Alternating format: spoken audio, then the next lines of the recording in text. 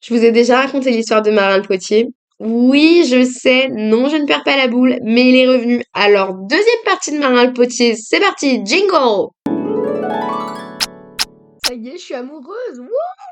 Un jour, mon prince viendra. Et j'en ai marre des hommes. Salut! J'espère que vous allez bien et que vous êtes en pleine forme et que vous avez hyper envie d'une nouvelle histoire de Juliette. Ouais, raconte-nous une histoire, Juliette! Ok, n'insistez pas. Bienvenue à tous dans ce nouvel épisode de Juliette et les garçons. J'espère que vous profitez, hein, parce que là, ça fait tic-tac avant la fin de cette saison de Juliette et les garçons, donc on profite, on profite. Marin le Potier est revenu. Laissez-moi vous rafraîchir la mémoire. Marin le Potier, épisode 1, l'homme que j'avais rencontré au rugby, les histoires de la petite poule et des 16 automnes dans la tente. Il est revenu. Donc apparemment, on s'était bien entendu, puisqu'on a décidé de faire un week-end ensemble après. Je vous rappelle qu'il habitait à Pau, moi à Paris, donc ça veut dire que quand on se voyait, c'était engageant, puisque ce n'était pas seulement une soirée, mais un week-end entier. Attention, avec les hommes qu'on ne connaît pas, ça peut être dangereux. Le premier week-end se passe hyper bien, on rigole bien, on fait plein de trucs à Paris, machin, c'était super. Donc ensuite, je le réinvite pour un deuxième week-end, et là, c'était absolument catastrophique. Donc au départ, il me dit, non, je vais pas pouvoir venir parce que je suis en vacances en Espagne avec des potes, donc moi je dis, bon bah ok. Un peu triste parce que je pense qu'on allait pas se revoir après, c'était les vacances et tout, et puis bah, Pau, Paris, c'est quand même pas si simple. Donc bon, un peu triste, mais c'est la vie. Finalement, le mercredi avant ce fameux week-end, moi j'étais au taf, et là, il y a ma coloc qui m'appelle, et là, Marin le Potier au bout du fil. Coucou Juliette, c'est moi. J'ai pas mon téléphone, j'ai pas pu te prévenir, mais comme tu m'avais invité, bah je suis là. Et je dis mais qu'est-ce qui se passe? Après je parle un peu à ma coloc. Elle me dit ouais en vrai histoire chelou, il a l'air pas bien, mais voilà. Donc je me dis bon vas-y ok. Donc je lui dis bah moi je vais boire un verre avec ma coloc et d'autres potes, donc va avec elle et on se retrouve là-bas. Il me fait non en vrai t'inquiète, je suis crevée et tout, ça te va si moi je reste chez toi et tu vas avec tes potes, tu prends ton verre et on se retrouve après. Je me dis bon vas-y ok pourquoi pas. Enfin, en fait, c'était un fou malade. Je rappelle quand même qu'il était venu qu'une seule fois chez moi. Et là, il avait réussi à retenir l'adresse, l'étage. Donc, il avait attendu en bas qu'il y ait quelqu'un qui rentre pour pouvoir passer l'interphone. Il se souvenait de l'étage et tout. Heureusement, il y avait ma coloc à l'appart. Mais sinon, il aurait pu attendre longtemps. Enfin, si on n'avait pas été là et tout. Ou pire, j'aurais pu rentrer avec un homme, moi. Attendez, on sait jamais. Je retrouve ma coloc. Donc là, elle me raconte la sombre histoire où, ouais, ça s'est pas très bien passé avec ses potes en Espagne. Du coup, il est rentré plus tôt. Mais un peu chelou. On rentre à la maison. Là, il était pas là. Il avait laissé un mot sur le bar en mettant je suis sorti boire un verre, il est 22h30. Genre, on appelle les experts si dans une heure il est pas là et qu'il faut commencer à s'inquiéter, quoi. Hilarant, enfin vraiment hilarant, mais bon, en même temps, plus de téléphone, on sait plus comment faire, nous, à cette époque. Il avait noté son petit mot sur une feuille de mon carnet Juliette et les garçons qu'il avait arraché. Et là, je me dis, oh oh, pas le bon papier que t'as pris. Donc après, je lui dis, dis donc, tu l'as trouvé où le petit papier là? Il me dit, ouais, bah dans ta chambre, j'ai un peu fouillé et tout. Et je fais, t'as lu? Il me dit, non, de quoi? Genre, il savait pas de quoi je parlais. Enfin, moi, si je trouve un carnet comme ça, je peux vous dire que je le lis de A à Z, hein. Et il fait, non, non, pas du tout et tout. Et donc après, évidemment, il m'a avoué que oui, il avait lu et que j'étais une grande malade et que je devais jamais faire ça.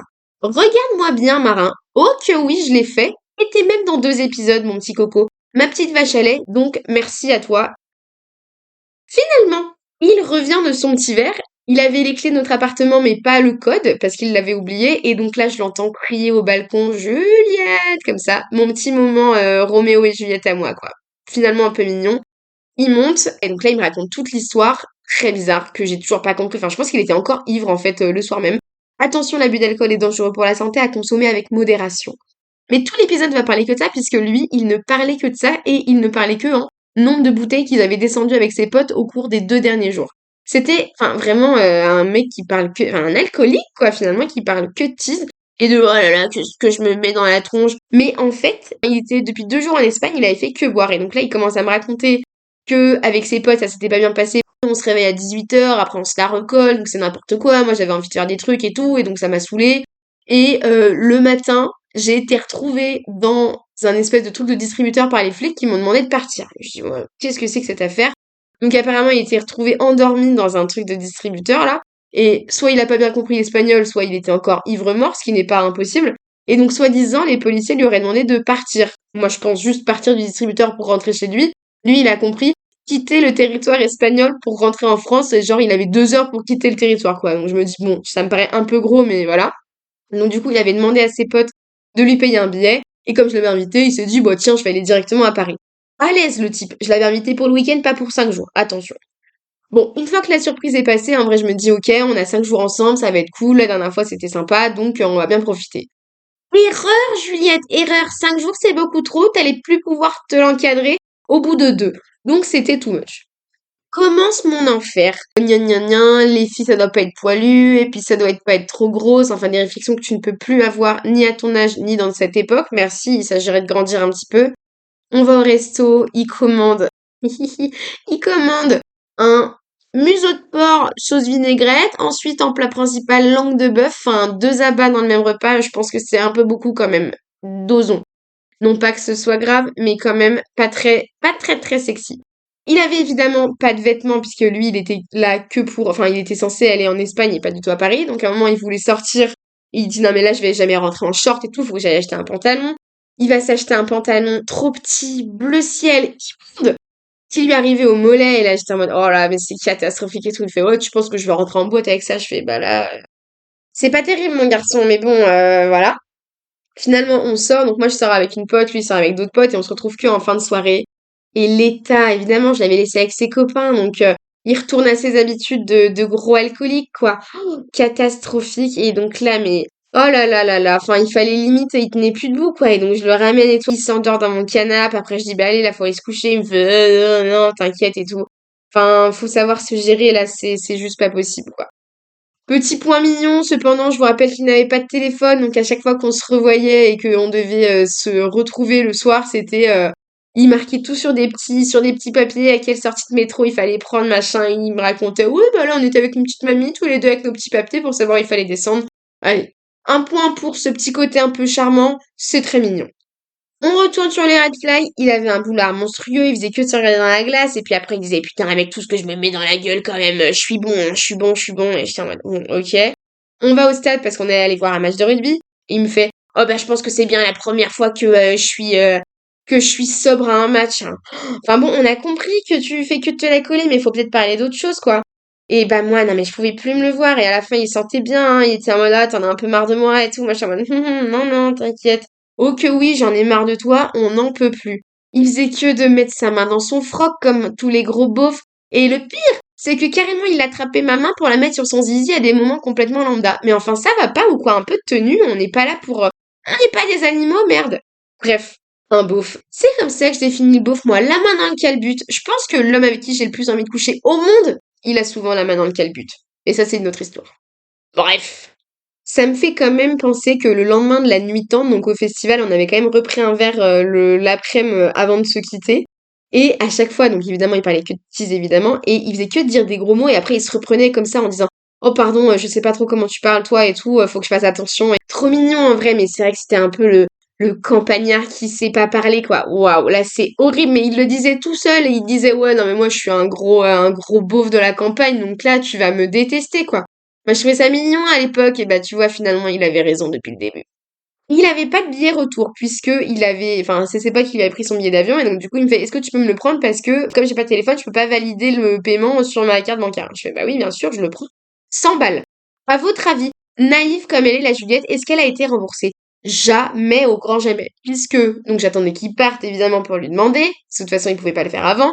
Ensuite, une fois qu'il était parti, je lui dis, oh, au fait, tu pourras me rembourser, machin. Il me fait, ouais, ouais, t'inquiète, j'attends juste de récupérer mes codes de carte bleue et après, je te rembourse, pas de problème. Lui, il sentait que je mettais un petit peu de distance et tout, mais moi, il fallait que je la joue finement parce que je sentais bien qu'il avait pas trop envie de me rembourser, quoi. Donc j'étais là, au fait, tu pourras me rembourser, mais en insistant un peu, mais pas trop. Après, lui, il faisait que dire, oh, mais là, tu me parles que pour la thune et tout. J'étais en mode, bah non, mais en vrai, je t'ai quand même payé ton billet, il s'agirait que tu me rembourses, quoi. Et en fait, là, différent idéologique, puisqu'il me dit, non, mais en vrai, moi, je suis venue 2 fois te voir et tout, donc c'est normal que tu me payes mon billet d'avion. Selon moi, non, ce n'est pas normal. Autant je peux lui payer tous les restos qu'il veut à Paris parce qu'effectivement, il a déboursé un peu plus de sous pour venir me voir. Mais le billet d'avion, ça me fait chier. Point final. On n'est pas tous d'accord là-dessus. C'est mon avis. Finalement, après, bon, là, c'était un peu mort. Je me dis, bon, là, de toute façon, foutu pour foutu, j'y vais.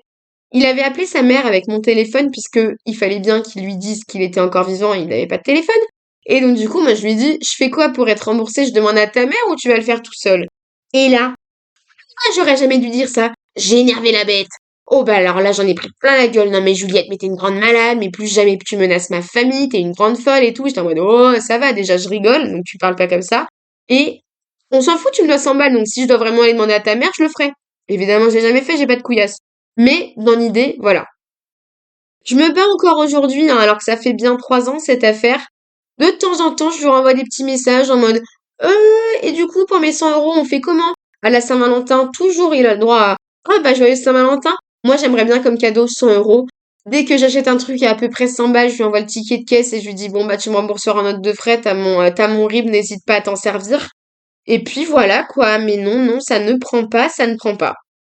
Donc, bah voilà, fin de l'histoire. On ne s'est pas revu après cet épisode catastrophique puisque l'homme était bah pas bien, tout simplement. On aurait pu croire le premier week-end que c'était un homme bien et que ça allait être compliqué la relation à distance avec le potier. Et non, heureusement, c'était un gros con, comme tous les autres hommes, donc on s'arrêtait là. Pardon pour tous les autres hommes, parfois on dit que je suis un peu extrême. Oui, mais bon, là on est quand même à un sacré paquet d'épisodes qui prouvent que vous êtes quand même complètement fou. C'est un pattern, c'est la vie. Morale de l'histoire, peut-être attendre une semaine de plus avant de menacer la famille. J'aurais peut-être gagné à être un peu plus patiente sur ce coup-là. Bon, my bad, c'est la prochaine fois je ferai mieux, c'est promis. Voilà, je vous laisse là-dessus. On se retrouve très bientôt dans un nouvel épisode de Juliette et les garçons. Bisous, bisous!